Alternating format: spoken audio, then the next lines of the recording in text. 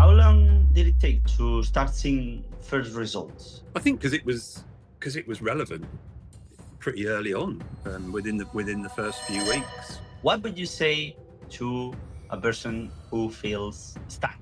A person who's trying with apps or watching videos or with a teacher that is doing grammar and grammar and grammar and grammar. I'd say find a teacher that encourages you to speak from day one, and I think that's the main thing. Now, So, welcome. Hello, Simon. How are you? all right, thank you. Yeah, good. Very good. So, introduce yourself. Who are you? Why did you need to speak Spanish? So I'm Simon. I'm 54 years old. I'm very lucky. I have an apartment in Spain, and it's a goal of mine to move out there at some point. Probably the main reason I like Spain is because of the warm weather. I love cycling. Probably what I live for, cycling, really. So to cycle in the warm weather is my main objective, and get out of the horrible, miserable, cold weather in England. Perfect. Perfect. Um, if you have to say what was your biggest struggle at the beginning, starting learning Spanish in general, not with me, but in general when you started, uh, what was it? I think it was probably learning the words, but I've had kind of false starts. This is probably my third go at trying to speak Spanish. Mhm. And I think during the course of my previous efforts, I've learned quite a lot of words, but never really spoken a great deal. So I was familiar with all the grammar and everything. But of course, an example of that would be when I go to Spain. I feel confident enough to ask for a coffee or ask how much something costs in a shop or something like that. But then, whenever the person I was speaking to replied, I'm like, and Mm. then I'm back to English, pretending to be a tourist. So I Okay. knew what to say, but any interaction or any conversational interaction just left Mm. me trying to translate probably the words that I knew. And yeah, and of course you can't speak properly like that, can you? Mhm. I understand.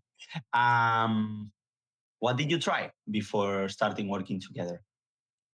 So I had lessons before, with a couple of different teachers that taught me grammar. I think one told me to buy a book on how to pass a GCSE exam, which is an English qualification, which I which I did, and I thought, well, hang on, I don't really want to pass an exam, so it's probably not going to help. And I had Mhm. other lessons where there were examples given of, well, what colour's the cat, and I thought, well, okay, I knew how to say the cat is white, but I Yeah. don't have a cat, so why would I say that? I'm not going to say that, am I? So I think it's perhaps the relevance and the output of that is that I got so far and then quit. You then have a couple of years gap or whatever, you forget everything, and you have to go again, don't you? So you feel how long were you doing this with Probably this on and teacher? off. Yeah, I think the first time I had lessons was probably just before the COVID pandemic in 2019. Okay. Um, and I did a period of time then, and then stopped, and then I started to get going again a couple of years later, and then stopped, and yeah. How did that make you feel after this month's trying? I just thought that I'd never do it. Really, I didn't have a great deal of confidence in it, and the only way to the only way to improve your confidence is to speak properly. So of course, when I was going to Spain and trying to speak, I didn't feel confident, because as soon as the person replied, I didn't know what to say. So I thought, hang on, I'm having Spanish lessons here and I don't know how to respond to a question. In fact, I don't Yeah. even understand what they've said in some cases. So it just seems a bit, I thought, oh, maybe it's not for me. I'm useless. I can't remember the words, or Yeah, Yeah, you get stuck. that's. What was the moment when you thought, like, okay, I need to change how I'm learning. This is not going to work. Do you remember if there was a specific moment? Well, yeah, I think I tried. There was a sort of a moment where I decided that I wanted to give it another go, and this time I was going to try and be a bit more determined. So I think I started watching more YouTube videos. I started reading Spanish books, kind of like simple Spanish books, for example. And because I knew some of the words, I could make out what was going on. But then again, I even after doing that for a while, when I went to Spain, I still had the same problem. I knew what to say, but as soon as anyone replied, I was I, Mm. I was completely stuck and thinking, okay, well, what does that mean in my head? Oh, I need to do that, and then tense, is it in? Is it future? Is it past? Is it whatever? I had to think about that, and of course, the moment's gone, isn't it? And then I'm saying, oh, just give me a coffee, whatever. When I'm in a cafe. We're going to back to basic answers again, no? Or things Yeah, like yeah. that. Uh-huh. So what did you see in the way we work or the way we do things that make you think, okay, this is different, or maybe I should give it a try? Well, so I think because I was trying to follow as many Spanish teachers as I could on Instagram. Obviously, I came across yourself, and I think because you were saying something about you need to speak and everything, and I think the analogy you used, which I know is one of your favourites, is you can't learn to swim by watching swimming on TV, can you? Or watching the Olympics. You've got to get in the pool and you actually got to do it. So I suddenly thought, well, hang on, if I'm learning words and everything, but I'm not actually speaking, and that's exactly what I'm stuck with. I thought, well, give it a go and see what happens. When I say people, it's like it's crazy because when you say when you use this type of examples, everybody agree. Everybody says yes, of course. But then when it comes to the language, it's like no, no, no. But in terms of learning a language, this is not going to be the path. I understand what you say, but I'm going to keep doing Duolingo. I said, okay. So good luck then. What were you expecting to achieve in your first months? So before starting, what were you expecting to achieve? I was probably expecting to quit, to be honest, to get so far. And the experience I've had with teachers was they take you right back to the beginning. You have a conversation, and because I couldn't understand, oh, let's start you back at level A1 or whatever that is. Let's start going through the grammar. And then I was kind of expecting, oh, I've done this before and it would be the same and I'm learning the same things, but I'm still not speaking. So, Mhm. I kind of was quite pleased that you were different with me. So you were when before when you had decided to start, but you didn't start yet. You were thinking, "Oh my god, here we go again." No, so it's going to be more or less the same experience, and maybe I learned something, right? That's what I thought before I started. Yeah. Okay, perfect. Let's go through the first months, starting working together. Uh, what did your the things that you were doing? What did they look like? It was like, did I make you study? Uh, were we following a book? I don't know. No, and I've followed books before, so I was quite glad that you didn't make me follow a book, because I said I've done that. I've done that before. I think the first lesson, obviously, you were asking about me, and obviously, it doesn't take too long into the conversation before I bring up cycling because that's my favourite thing. Um, Mhm. and then we started speaking about cycling, and I think you asked me how long I've been cycling for, and I'm like, I couldn't even say how long that had been because I didn't know how to put it in. I didn't know how to put it into context. So I think we started like that, and because we were talking, and and I think that's probably been a common theme, certainly throughout the early months, and even so now. We talk about things that I'm interested in and things that I actually do, rather than things I don't do. And I remember having one lesson and I had to identify people in a park and say what colour skirt this woman was wearing. I mean, why would I say that? Why would I ever say that? I don't need to know that.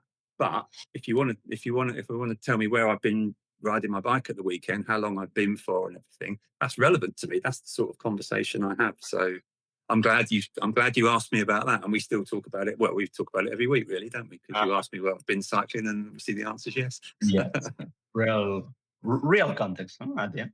Yeah, yeah. Hmm. How long did it take to how yeah to start seeing first results, first little results? I think because it was relevant pretty early on, within the first few weeks. We didn't. I don't think we started with anything set. In other words, it was getting straight into the discussion. So, for example, I think if you've asked me if I've been cycling, obviously you're talking about an event in the past. Most teachers I've had don't go near talking about the past until months down the line because that's how it is in the book. But we were talking about the past straight away because it's relevant to any conversation. Because if I'm Mm. out with friends and someone, an obvious question to me is, well, how long have you been cycling? So I need to be able to answer that, don't I? So I think it was the relevant questions that we were talking about, and then, you know, as we've had those conversations, I actually now, I now feel I can relatively fluently talk about my cycling activities, Mhm. um, Abs- Yeah, I agree. which is great. Mm. Um, what surprised you the most in a good or in a bad way about the workflow, the way that we were working? I'm obviously speaking a lot more, and I think all the lessons I've had previously have been, you have a weekly lesson, whereas I'd have a lesson and then a whole week could go by, see you next week, and that would be that. Whereas generally within a few hours or a half a day or whatever, you've sent me some things that I need to do all week, and it's not been easy. It's been quite hard in actual fact, but because it's been relative to what we've discussed, most of the time relative to the lesson that we've had. I'm able to speak about it and get the and get the context right. And I think I think you used to send me text messages, with what I should say, and then obviously I reply speaking. But I think obviously now for the last message, you don't even put them into text at all. You just speak, and I've Mhm. noticed recently you've been speaking quite fast to me as well. And We always you adapt. know what? The- I understand. I'm starting to understand. There's still some words that I miss, but for the most part, I actually understand what you're saying, and that's not something I've had before. Wonderful. Yeah, of course. It's like everybody has their own process, right? Learning learning Spanish, and we must adapt always to every person. The experience that you had with other teachers is the experience, the average experience that people always have when they are learning Spanish with a teacher. Is that they follow a book and they don't care where are you, and they don't care what are your goals. They care about today is day one, and you must learn this. And next week it will be uh, week two, and you will must learn another thing that I decide. And this is not how things work, because you want to learn Spanish. It's not the teacher who wants to learn it, right? So you need to adapt always to what you really want and to your current level. No, that's why we are now doing like talking. Not I don't ask you things written. I directly ask you, right? Because we're improving, of course. How did you fit Spanish into your day? Because maybe at some point you have a busy life, right? You work, you have Yeah, some. I work. I work full time. I have quite a stressful job that takes up a lot of my brain power, to be honest. And it's the sort of job where you don't leave it behind when you finish for the day. You still have things that it's still on your mind. So I found that by focusing on learning Spanish, I can distance myself from that, and it makes it a little bit better. I try and fit as much in as I can, and I normally have a dedicated time as soon as I finish work. It helps me, and then I think, right, focus on Spanish. Be it do some homework that you've sent me, do some reading, do something. Just try and immerse myself in the various different things, and I try and do between 15 and 30 minutes every day if I can. Sometimes it's not possible, but for the most part, I try and do something, just to make sure that I'm keeping everything fresh. Very good. Very good. Have you experienced any real life situation that we were working about it, and then you faced in real life when you were in Well, yeah, I Spain? mean, I think the most obviously when I go to Spain, the area where I live, there's not that many tourists, so it's not. I mean, obviously some people can speak English, but for the most part, it's a lot of people that I try and speak to don't speak English, so it's really good to go and ask for a coffee, for example, sound like I'm a native, because I'm not saying something very basic. I'm saying something that makes it sound right, and then when the answer comes back, I can have that conversation, and I can speak a lot further now, and Mm. which I think that's the biggest thing. I've always had confidence, but I've used to very, very quickly revert to English, whereas I think I'm a lot more persistent now with carrying on speaking. And even now I'm able to go to Spain, and even if someone says something that I don't understand, I can actually ask them to explain it, and I can say, "Oh, sorry, I didn't understand," and then we can have that discussion. It's yeah, it's come on quite a long way, I think, in compared to where I was. I just need to go more often, I think. So, Mhm. Of course. Yeah. What it's a good excuse, right? To right, yeah, too right. go to work. Yeah. Um, what did you do on, I don't know, on bad days when you didn't feel like speaking? It's like today I don't have time, or today maybe I don't want to do it, or these days where you don't find this motivation.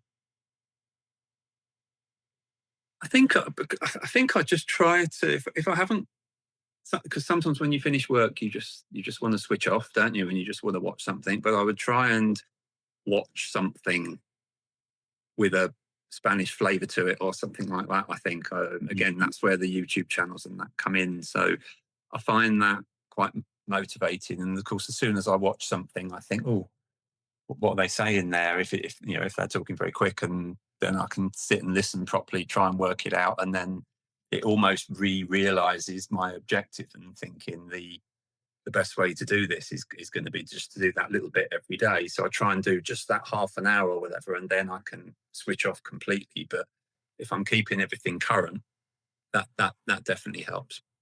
Mhm. Um, hmm. So, what would you tell someone who says, I'm not, I'm not doing it because I don't have time? Well, I think you've always got time, right? I don't think you can ever say you haven't got time, because everyone everyone gets up and makes a coffee, don't they? Everyone probably scrolls on their phone for however long a day. Everyone looks at their messages. Everyone looks at YouTube. Everyone looks at Instagram, Facebook, whatever. So I think if you've got it in your mind that you can try and replace some of that time, or at least contextualize what you're watching, whilst learning some Spanish, to keep yourself motivated and keep yourself interested. I think Mhm. that's probably I think that's probably the main thing. But I don't, Yeah, because you I don't don't. spend like hours a day No, no, speaking. God no, no, God no, no. It's just immersing yourself in it for a short period of time, and I think because of the way we work, generally always got something I can look at. And I think that would either be me looking back on the notes that we've made from when we've had our discussion, or whether Mhm. it's picking off another couple of tasks from the work that I do in between that you've set me. Just chip away, just do a couple a day or something like that, and then yeah, I think that's the best way of doing it. But if you have big long gaps, I mean, if you leave it a whole week before doing anything, it's quite difficult when you've been at work and you tend to forget things. So I I always think say it, that but nobody wants to do it. It's no, like they pretend to speak Spanish just by uh, saying a sentence once every 10 days, and it's like maybe it's going to take hundreds of years to get there. Right? And what would you say to someone who says, I don't know, I need more grammar first. First, before speaking, I need to study. Before speaking, I need to learn how to read, understand everything, complete a lot of exercises, and then maybe I will be ready to speak. yeah, I mean, doing it the way I've done it historically, that's pretty much what I've done. But I think it's been pretty clear that I couldn't speak properly, even after doing that. So I think with some of, obviously learning Spanish, you can study the grammar tables, but so many irregular verbs anyway, isn't there, that makes it almost impossible to memorize. So you kind of need to know, and it almost, I don't know, how do you describe this? It almost comes naturally with what to say. And I've found that most of my success when I've been speaking is when I don't actually have to think about it. I just know what to say. And the only reason I know what to say is because I've said it before, or I've said it before on many occasions, Mhm. um, particularly about my interests. So that's what helps you learn and what helps you speak. And, I think you can You study played the books for a long time, or play games on the various apps that again teach you how to say that the cat's white, which it's very, very everybody. unlikely that that will have any relevance to your life. So, unless Yeah, you happen to own a white cat, maybe. But, everybody knows how to say this. The cat is black, and it's like okay. So now what are you going to do with that? It's like they learn things that I know. I understand why they learn or why they teach this type of things is because a matter of structures, but you can adapt the sentences that you learned to something that matters to you, and that will make much more sense, right? And what would you say to people who says, I want to speak Spanish, so I'm going to try with Duolingo, for example? well, I've never actually used Duolingo, to be honest, but I've probably used something similar. I tried an app that was apparently AI informed, but it couldn't hear what I said half of the time, and was Mhm. asking some very strange things that again had just absolutely no relevance to me whatsoever. And I just thought, well, if I'm not going to be talking about that in the real world, then it's just a waste of time, isn't it? It's just got me bored, and it makes you think what the apps are trying to do. The apps are probably trying to sell you something, right? They're trying to sell you either a subscription, a longer term subscription, or they're trying to sell you the advertising that they've got on there.